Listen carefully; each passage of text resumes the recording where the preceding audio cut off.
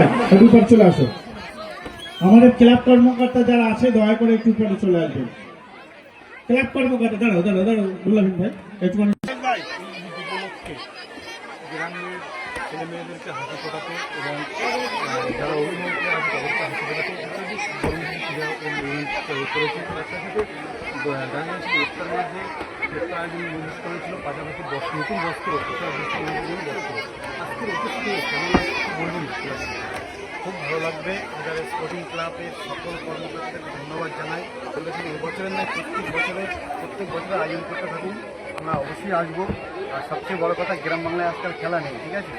বিভিন্ন বস্ত্র বিতরণ থেকে ইফতার মাহফিল বা বিভিন্ন খেলা, মানুষের মুখে হাসি, আজকাল ছেলেপিলে সব বিভিন্ন গেমস ফোনে পাবজি ফ্রি ফায়ার গেমে খেলে সব নিজেকে শেষ করে দিচ্ছে। সে আপনারা খেলাধুলার মধ্যে রাখবেন, তাহলে শরীরটা ক্লান্ত হয়ে যাবে বা শরীরটা ফিট থাকবে। এবং সব কিছুর মেন উৎস হচ্ছে ফিটনেস না হলে একটা মানুষ কিন্তু ইনকাম করতে পারবে না। ফিটনেস সবার আগে দরকার। আপনারা সকলে খেয়াল রাখবেন যে খেলার মাঠে যাতে খেলা হয়। এই আজাদ স্পোর্টিং ক্লাব যদি যারা ছেলেমেয়েরা যারা খেলতে পারে না, যদি প্র্যাকটিসের ব্যাপার থাকে, যে আপনার সাথে যোগাযোগ করে আপনি কি সহযোগিতা করবেন? অবশ্যই সহযোগিতা করবো। আপনারা জানেন যে বরিশাল সাব ডিভিশন থেকে এবছর সিএবি 30 প্রায় 40টা নতুন ছেলে বা তাদের এজেস 7 মাস তারা কলকাতার বিভিন্ন ক্লাবে খেলেছে। তার মধ্যে অনেকে দেশের আছে, আরও অনেকেই আছে, আমি সবার নাম বলতে পারছি না।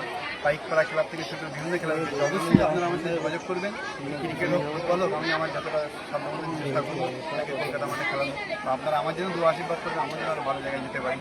আপনার নাম আর আমার নাম এমনি জিন্দামণি, এখন বর্তমান আইপিএলের নেট